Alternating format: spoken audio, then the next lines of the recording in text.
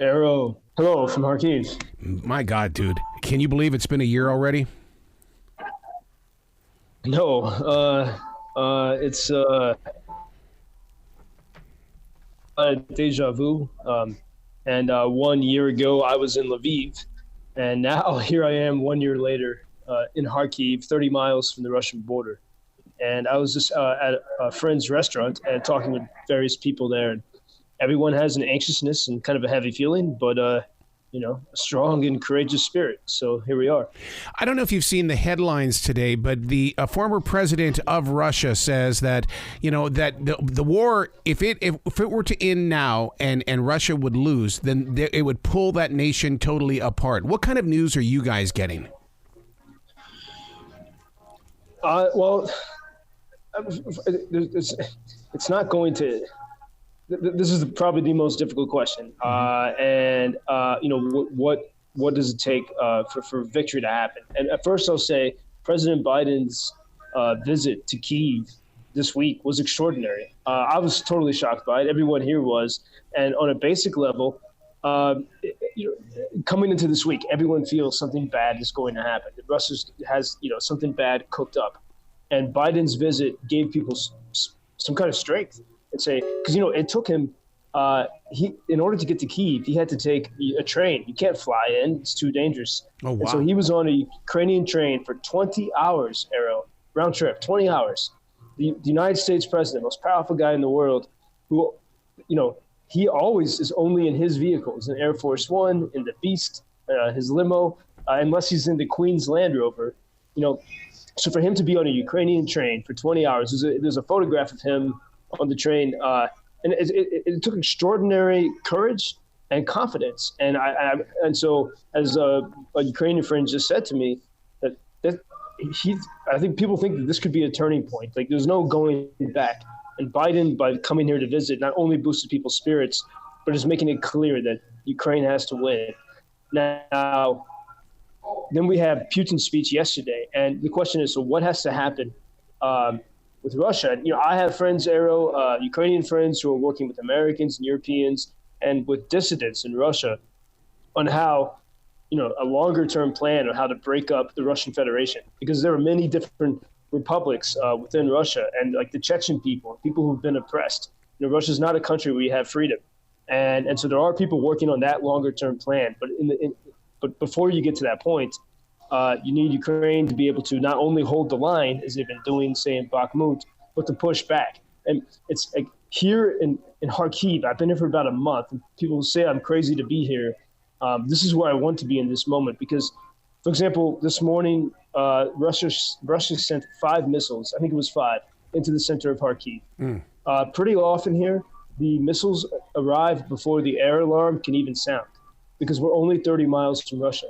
But based on the requirements of the countries that give weapons to Ukraine is not really allowed to attack Russian territory. Right. So if Ukrainians can never hit the base that's 40, 50, probably 70 miles from here, then Kharkiv will always be a sitting duck. That's what has to change. And the first step is the longer range weapons. What happens when word gets to you about Putin not wanting to be a part of the nuclear treaty? Because that right there is an open door for him wanting to play the rule globally now, for him to play the game the way he wants to play it. I think that all that we should take away from that is why is he choosing to say that now? And, he's a chess player, and as he feels more and more weakened, he's got to deploy a new level of fear. Reporter asked President Biden, why don't you send more actual offensive weapons to Ukraine? And Biden seemed a little annoyed. It was a very different situation. And Ukraine and Ukraine's allies, especially Eastern European countries who suffered under Soviet domination, they kept making the case that we have to make victory happen. And so that has put Putin in a new spot. And so now he needs to try to scare the world again. And I think it's why it's so important that President Biden made that move coming to Ukraine. I mean, think of the 20 years of the awful, endless war in Afghanistan.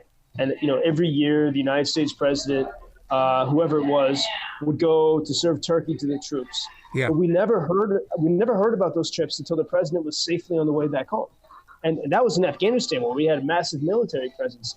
The fact that Biden came to Ukraine, where there's no U.S. military presence, constant threat of the Russians, and that is a new signal. That was a step of confidence, and that was Biden telling Putin back down. Yeah. And so no wonder Putin is going to respond with these nuclear threats. But I think that we see that, and this was the case in Zelensky in his speech in London. Arrow, I mean, that was a Churchillian speech. That speech actually articulated a new political philosophy. Like, for so long, the world has been governed by the Henry Kissinger philosophy. You know, I used to know Henry Kissinger. I went to Yankee games with him when I worked in New York for Fox News. And, his philosophy is, we need to work with the tyrants. Let's work with Beijing. Let's appease the tyrants. Let's make deals with them. And Zelensky's speech said, Ukrainian victory can change the world, and it's a change that the world has long needed. And that change means that free people do not have to be always living in fear of tyrants. Mm-hmm. And this is what the Ukrainians did 9 years ago from today. Actually today, the 22nd of February, the Ukrainian people have been standing in their streets of Kyiv for months, demanding that the pro-Putin tyrannical regime left. And today was the day that the Ukrainian parliament unanimously ousted the pro-Putin president. And so the Ukrainians took control of their democracy. And now at the world stage level, Ukrainians are saying the same thing. All together, we can stop being afraid of these tyrants. And it's not just Putin. It's Beijing oppressing the Uyghurs and people of Hong Kong and so many other places. And so that was the call that President Zelensky responded and said, okay, people. There's talk of China increasing their relationship with Russia. Does it affect anything, or is it all just talk? Yeah, I think whenever we the people hear about this, we have to realize, they're never going to telegraph what they're really doing, right? Mm-hmm. And so it's all kind of this game theory, and so we can't know. I think since a year ago, many have speculated, and smart people have speculated, that China was watching the situation because Taiwan and Ukraine are now, as Taiwan is to Beijing, Ukraine is to Moscow. Right. Taiwan's an amazing, free, flourishing country where a lot of people speak Chinese that doesn't want to be, they don't want to live in a communist tyranny. The same with Ukraine. And so China was watching to see how this went. But also, the Chinese and Russian cultures are very different. The Chinese are, at the high level, they're, even at the middle level, they've created a prosperous society. They're reliant upon trade. They don't need anything more, really. Whereas Russia, and I think this was very clear, and the one moment in Putin's speech the other day where he really, I think, spoke from the heart, the only honest thing he said is that he said and actually I want to make sure I get this quote exactly right, but he described that the only thing that matters, he says, the single higher right, or the single highest right, is the right of Russia to be strong. And when I heard those words, I got, it made me sick, because that's the same idea of Adolf Hitler.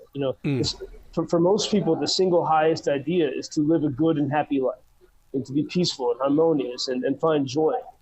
And for Russia, and this goes back to the time of the Tsars and the times of the Soviets, it's only about Russia and only about the government.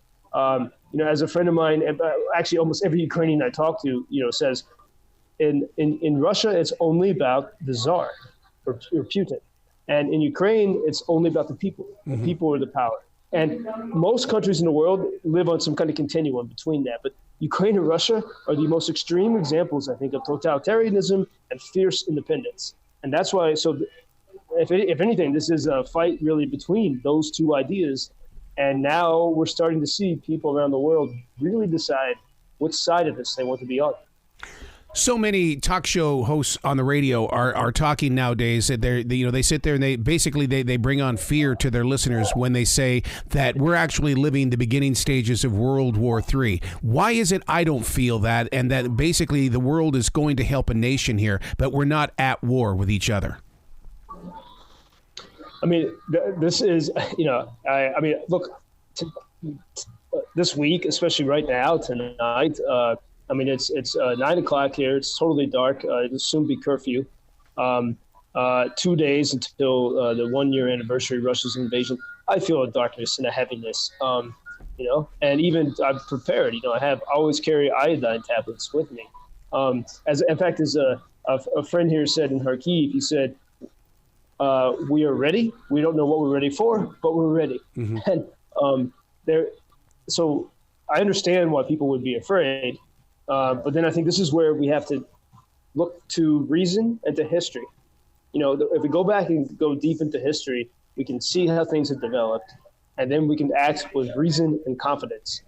Because if we're going to, live in a world where the choices are Armageddon, or tyranny, is that how we want to live on this planet? Right now, we only have one chance at this life, and this is exactly what President Zelensky said in that amazing speech in London. He said, again, if we can have a victory here, it will change the world. It will change how we operate. The world. What we want is the tyrants to be afraid of the people, as they were in Ukraine in 2014, mm-hmm. and that has to be the change. And I know I'm very keenly tuned into the American sort of right-wing criticism of this, which is ironic because I think their rhetoric is all about freedom. And if they look more closely at Ukraine, they would see that this is, I can say with confidence, the most fiercely free country in the world because they're putting their lives in the line here. I mean, like everyone around me in this city now, especially the women who don't have to be here, they could be living a pampered life in Portugal or Germany as refugees taken care of. They're here because they're fierce and they want to be free. And so this should be inspiration to the world. And I think I even think that we see an awakening from, there's a lot of people in the Washington establishment who, and according to my sources and friends, they can't imagine a world without a powerful Moscow. They're so used to that. Mm-hmm. And they're afraid of what it might be like. And up until President Biden's visit here, Arrow, that was a big concern. In fact, I heard behind the scenes how difficult it is to get ammunition, to get Washington to agree to send weapons. Okay, they said they're going to send tanks by the end of the year. Right now, at the end of the year, here I am 30 miles to Russia, and we're waiting for maybe some new invasion. And they say, the tanks will be there by next Christmas. Oh, God. So that's a problem. But maybe now we start to see, and I would put a lot of credit in Zelensky's, again, that speech in London. Also, the way Ukrainians have, I think, simply by sticking around for one full year, they've proven to the world that this is possible. And we can't lose sight of this. Like, the Ukrainians have held this line. Yes, there's been a lot of support from the West, but they've never received long-range weapons. They've done everything with limited weapons, often old weapons that the United States was not using anyway from the 1980s. And so, if this can be done, well, then if you can give Ukrainians the weapons to be more offensive, there can be an end can be put to this. Mm-hmm. And meanwhile, yes, there are the question of Russian society is very difficult. There are some fractures in the society, and I think that's where it comes down to. And even as I talk, I can feel the emotions in my guts here. That is what we have to decide together. Will we stand together as free people, or will we just kind of flail about and say, okay, you win, we're afraid of your nukes, and that's how we're going to choose to live on the planet Earth with no freedom and no liberty and constant fear. And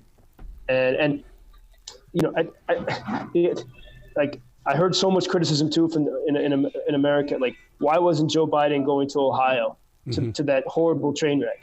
And there's certainly all kinds of problems back home, and I hope that actually Ukrainian democracy, when Ukrainians have victory, can inspire healthier democracy in America where people participate.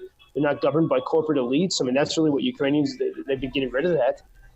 But actually, maybe we see a better focusing of our government. I mean, it's not we live in a democracy. We don't need the president to hold our hands.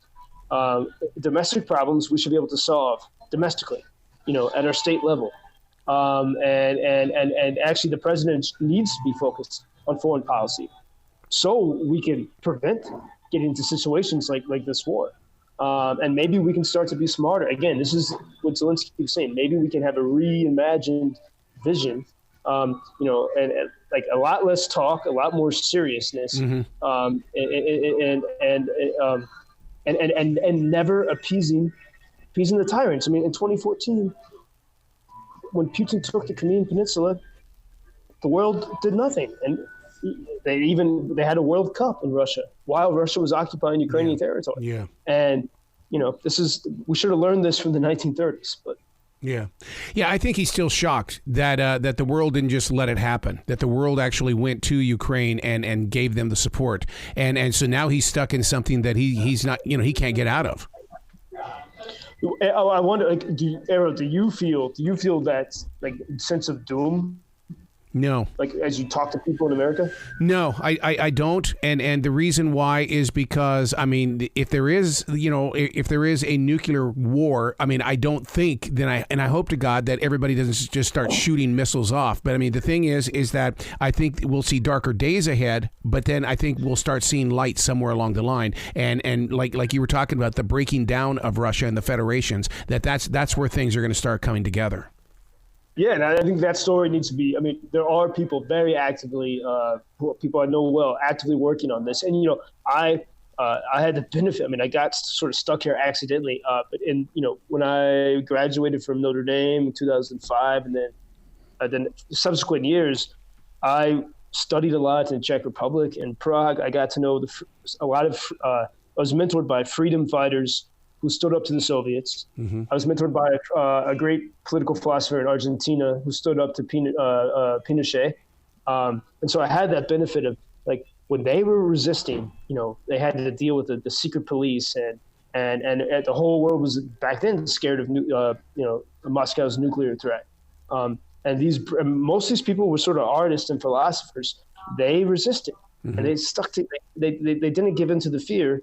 And we did have a period of peace. And that, since 1991, the breakup of the Soviet Union, Ukraine, in the past 8 years, has become an amazing, prosperous, and lovely free country. Latvia, Estonia, Lithuania, Poland, for the past 30 years. I mean, those are amazing free societies. And those are the people who really understand what's at stake. That as long as you sort of keep your wits about you and stick together, you can actually put fear into the tyrants. Yeah. And I think that's what Biden's visit unfortunately it took a year to prove it. That was too long, but now we're at a new level of standing tall against tyranny. So when do you think along the journey did Zelensky learn that President Biden was on his way to him? Because, I mean, this is something that if it had leaked anywhere, that 20-hour train ride could have been interrupted. It had to have been a top secret journey up until the last maybe 30 minutes. Well, actually, even I think before we'll never know. Again, anytime people in the government talk, I have a lot of skepticism for what they say, right or wrong. But the Jake Sullivan, Biden's national security advisor, he said that they informed before they entered Ukrainian territory. They somehow informed the Kremlin that they were coming. Wow. And I think it. In some ways that was testing the Kremlin. It's chess in a lot of ways, but when everyone found out that when people in Kyiv saw Biden on the streets, and he was walking by St. Michael's Golden Dome Monastery, which is such a key part of the 2014 revolution, the symbolism was powerful. And right when he was going to lay a wreath, the air raid alarm sounded. And American skeptics said, "Oh, this is staged," but there was evidence and that type of air raid alarm happens pretty often around that time anyway, at least once or twice a week. There were Russian jets operating over Belarus. But when that alarm went off, every single person in Ukraine, including everyone around me in Kharkiv, a city that we've had missile attacks almost every other day, or at least 3 times a week for the past month. I mean, I hear the missiles in my sleep. And everyone knew that nothing would happen. Everyone had complete and utter confidence that as long as the president of the United States was on Ukrainian soil, there would not be, I mean, there still was fighting at the front lines, but that there would be no missile attacks. And all Russia could do was send a couple jets up in their airspace and Belarusian airspace to say, oh, you know, we're strong. But there was that level of confidence. And I'm pretty sure that the White House had that level of confidence going into it. CBS Sunday Morning just did a recent story on the rebuilding of Ukraine. I was shocked at how much rebuilding is taking place, and I wish more people could see that instead of always seeing the shattered and torn buildings, but rather the rebuilding of not only the buildings but the people. Yeah, and this, you know, when Putin was speaking the other day, you know, he's saying that Russia's the victim, the whole world's after Russia. And, you know, that victim mentality is so poisonous. And I see it kind of becoming popular in America. And I think we really have to guard against it because I think you can see what it turns into. It turns into what Russia's doing. You only know how to destroy. And the Ukrainians, I mean, like CT, like within 30 minutes after the all clear, after a missile strike here, crews are going out to patch up the craters from the missile. The other day, I was running through a park on the blacktop, and there's a concrete splotch in the blacktop, and I realized that's where a missile landed. You can still see the little holes from the shrapnel, you know, in the surrounding area. Wow! And they're fixing the wounds. Even buildings that have been, you know, the buildings that have been attacked but are still salvageable. They are reconstructing. In the Kyiv suburbs of Bucha and Irpin, and they're beautiful suburbs with amazing forest. In fact, I never knew that the forest that goes to Chernobyl is one of the most beautiful forests I've ever seen, by the way. And you can still see a lot of the damage, but block by block, they are cleaning everything up. And there is this immediate, I was in the city of Nikopol, right across the Dnieper River from the Russians. And the Russians shell that city every day and night since July. It's horrendous. And when I was there visiting, it was in between shellings. And everyone knows that they're going to get hit in maybe a couple of hours. And people are sweeping the glass off the sidewalks from the previous shelling. And it's this amazing sense of we're going to keep going. Wow. And so that rebuilding is happening every day, even under the threat of more destruction from Russia. How can people get the newsletter that I receive every day from you? Do they go to the website? How can they get that? Yeah, if you go to, and I try to do it lately, it's been hard to do it every day, but if you go to UkrainianFreedomNews.com, and there's a banner at the top. It says subscribe to our daily Substack, and it's free. You can just click on the yellow and hit subscribe. So UkrainianFreedomNews.com, and from there you can subscribe to our Substack. And we welcome, I mean, we're all volunteers, so we welcome any donations and support for our work. And every day, in addition to these conversations with you, Ariel, I speak every day on Chicago WGN Radio, and we post all those episodes at UkrainianFreedomNews.com. Well, we've got to do this again. Please, let's don't make it as long. I think it's been a few months here, man. Yeah, next time we'll talk about it. The past few months are extremely heavy and difficult, but now, because of the threats ahead, I have an intense focus, I think like everyone here. So as often as you want, please call me. Excellent. Well, you be brilliant today, okay? Yeah, you too, my friend. Thank you. All right, and what I'll do, I'm going to go over and take some pictures of your dad's new deck that's being built, so that this way you can find out what the old homestead looks like. Oh, please, yeah, I've heard some stories. And Ariel, what was the name of your sister? My sister's name was Susan. Susan. Wow. Yeah. Well, to her memory. So. Absolutely. Thank you so much. You be safe, all right? You, Thank you. You as well. Thank you.